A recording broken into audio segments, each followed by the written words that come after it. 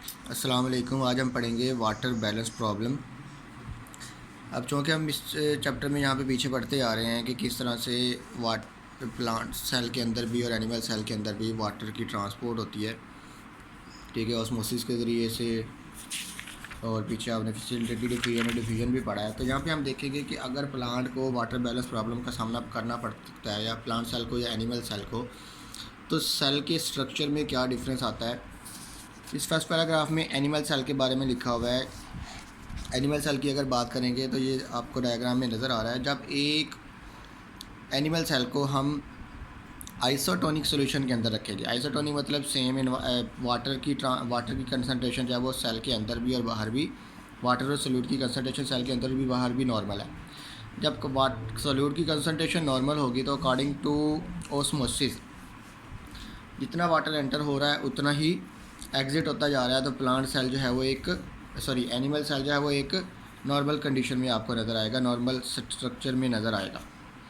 लेकिन अगर यही सेल प्लांट सेल, और ऐसा आमतौर पे जैसे इन्होंने बताया है कि रेड ब्लड सेल को रखा गया है, आप कोई भी सेल रख सकते हैं, ठीक है। और इसी तरह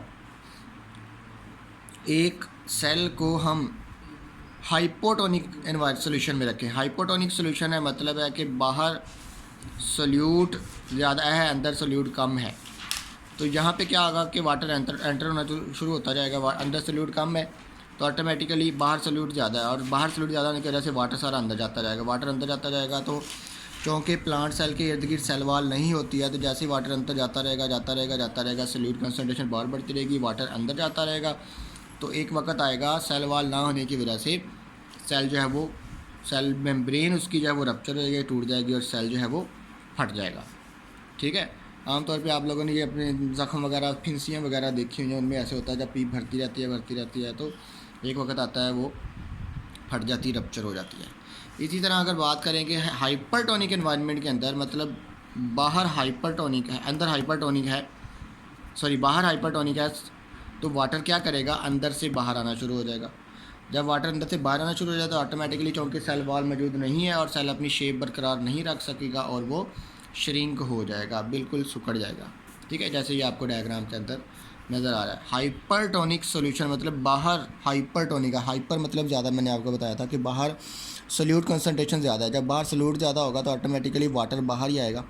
इस तरह इसमें हाइपरटोनिक सॉल्यूशन है मतलब बाहर सोल्यूट कम है। जब बाहर सोल्यूट कम होगा तो अंदर से वाटर सारा, बाहर से वाटर सारा अंदर जाता जाएगा और वो सेल को रप्चर कर देगा। लेकिन इसके बरक्स अगर प्लांट सेल की बात की जाए तो डायग्राम से ज़रा इसको समझ लें, और इस पैराग्राफ के अंदर इसके बारे में लिखा हुआ है। क्योंकि प्लांट सेल के अंदर सेल वाल मौजूद होती है, और सेल वाल जो है वो प्लांट सेल को ख़राब नहीं होने देती, ना ही रप्चर होने देती है और ना ही इसको इतना ज़्यादा श्रिंक होने देती है। वही बात इसमें भी आ जाती है कि अगर इसको आइसोटोनिक सॉल्यूशन के अंदर रखा जाएगा तो सेल अपनी नॉर्मल कंडीशन पे रहेगा, और जितना वाटर अंदर जा रहा है उतना ही एग्जिट होता जा रहा है, तो इजीली जो है वो नॉर्मल कंडीशन बरकरार रहेगी सेल की।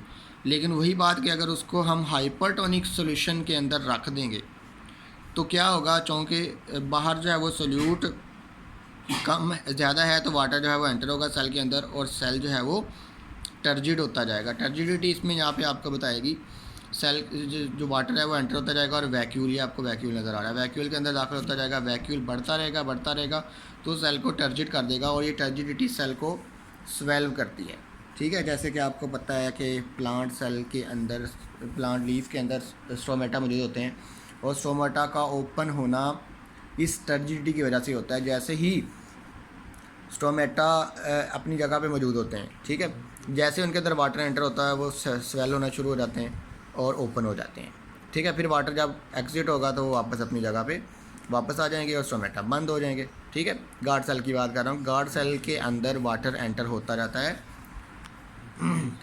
प्लांट सेल के अंदर, ठीक है। लेकिन अगर वही बात, इसको हम टर्जिडिटी कहते हैं, और इस तरह से जो प्रेशर बनता है सेल के अंदर, प्लांट सेल के अंदर वाटर के एंटर होने की वजह से उसको टर्जिडिटी कहा जाता है, सेल टर्जिड हो जाता है। और इसी तरह अगर आप एक प्लांट सेल को हाइपरटोनिक सॉल्यूशन में रखेंगे, मतलब बाहर सोल्यूट कंसनट्रेशन ज़्यादा होगी तो वाटर बाहर आना शुरू हो जाएगा, और वही कंडीशन आ जाएगी जो कि एनिमल सेल में आई थी, ठीक है।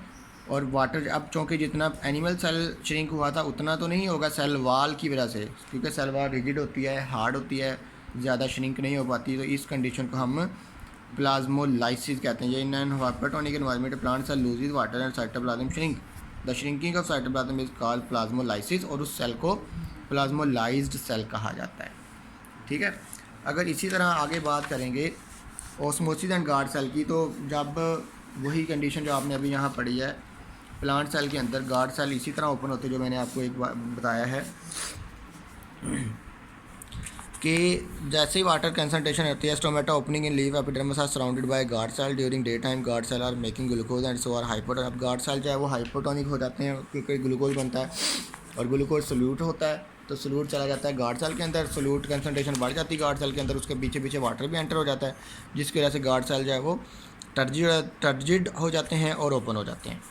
हाई कंसंट्रेशन ऑफ ग्लूकोज है, नियर बाई जो एपिडर्मिस है उसकी वहाँ से वाटर जो है वो एंटर होता है गार्ड सेल के अंदर, और गार्ड सेल को जो है वो टर्जिड कर देता है, जिससे स्टोमेटा ओपन हो जाते हैं। रात के वक्त फिर ग्लूकोज बनना कम हो जाता है, ग्लूकोज चला जाता है वापस एपिडर्मल सेल के अंदर, इसी उसके पीछे पीछे जो है वो वाटर भी जो है वो ग्लूकोज चला जाएगा एपिडर्मिस में, उसके पीछे पीछे वाटर भी चला जाएगा, तो ऑटोमेटिक गार्ड सेल जो है वो वापस इसी कंडीशन प्लाज्मोलाइज कंडीशन में आ जाएंगे और गार्ड सेल श्रिंक हो जाएंगे और स्टोमेटा क्लोज हो जाएंगे और ऑस्मोसिस का प्रोसेस रुक जाएगा। इस वजह से दिन के वक्त ऑस्मोसिस ज़्यादा होती है, रात में कम होती है। उसके बाद यहाँ पे बताया जा रहा है application of knowledge about semi permeable membrane में के बारे में हमने पढ़ा है कि कुछ चीज़ों को जाने देती है, कुछ को रोक लेती है। हमारे घर में फिल्ट्रेशन प्लांट लगे हुए हैं, उसमें भी ऐसे होता है, तो फिल्ट्रेशन प्लांट में नमकियात वगैरह को रोक लिया जाता है। फिल्ट्रेशन प्लांट के अंदर जो डस्ट पार्टिकल होते हैं, डस्ट मटेरियल होते हैं, उनको भी रोक लिया जाता है। ठीक है, और बाकी वाटर को है वो वाटर को गुजरने दिया जाता है। ये सेमी परमेबल मेम्ब्रेन का नॉलेज जो है वो हम इस्तेमाल करते हैं मुख्तलिफ़ किस्म के फ़िल्टर बनाने के लिए। जैसे कि ऐसा फ़िल्टर भी बनाया जाता है जो बैक्टीरिया को रोक लेता है और वायरसेस को गुजरने देता है। ठीक है, जैसे ये आपको फ़िल्ट्रेशन की नीचे डेफिनेशन नज़र आ रही है। Filtration is a process by which small molecule are force to move across semi permeable membrane with the aid of hydrostatic pressure और ब्लड प्रेशर। मतलब है कि वाटर के प्रेशर की वजह से सेमी परमेबल मेम्ब्रेन के ज़रिए से कुछ स्मॉल पार्टिकल का, स्मॉल मॉलिक्यूल्स का गुजर जाना हमारे ब्लड कैपिलरीज़ में से। ठीक है, जो फूड पार्टिकल हैं उनका निकल के, ठीक है, सेल तक जाना भी इसी फिल्ट्रेशन की ही एक एग्जांपल है। मतलब ब्लड नहीं एंटर होता इसमें से, कुछ प्रोटीन्स और कुछ पार्टिकल जो है वो ब्लड में से निकल के और चले जाते हैं सेल के अंदर, वहाँ पे अपनी मेटाबॉलिज्म का प्रोसेस मतलब अपनी फंक्शनिंग परफॉर्म करते हैं।